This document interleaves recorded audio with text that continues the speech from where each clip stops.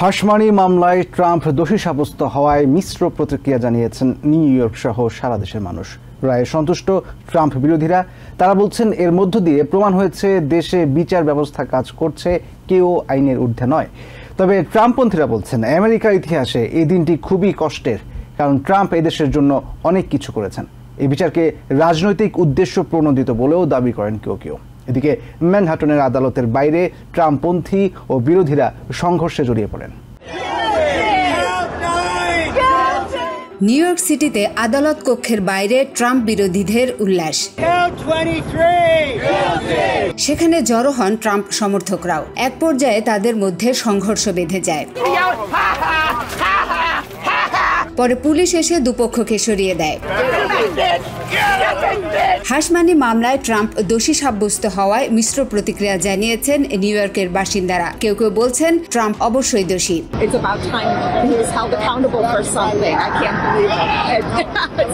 এরকম সাহসী কাজ করায় জুরি সদস্যদের ধন্যবাদ দেন অনেকে।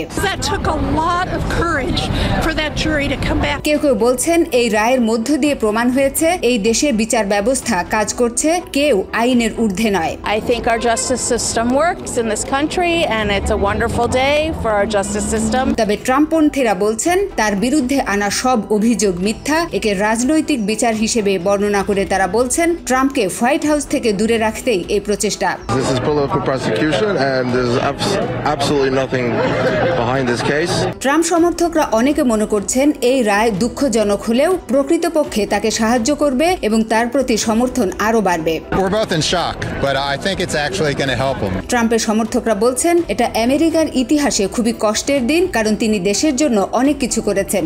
I think it was not a good decision. Sad day for anybody who believes in freedom. রায়ে হতবাক অনেকে। I don't even know how this is going to turn out. I'm shocked. Honestly, I'm shocked. They actually found him guilty. শুধু new ইয়র্কেই নয়, California, Alabama সহ সারা দেশে এই রায় নিয়ে আলোচনা হচ্ছে। ক্যালিফোর্নিয়ার এক বাসিন্দা জানান রায়ে তিনি সন্তুষ্ট, কারণ এতে বিচার জয়ী হয়েছে। I'm pleased.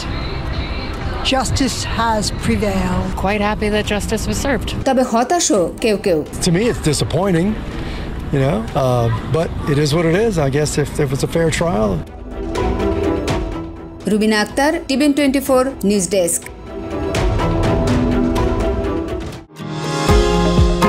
নিউ ইয়র্ক থেকে সম্প্রচারিত টিভিএন 24 টেলিভিশন বিশ্বজুড়ে বাঙালির কণ্ঠস্বর।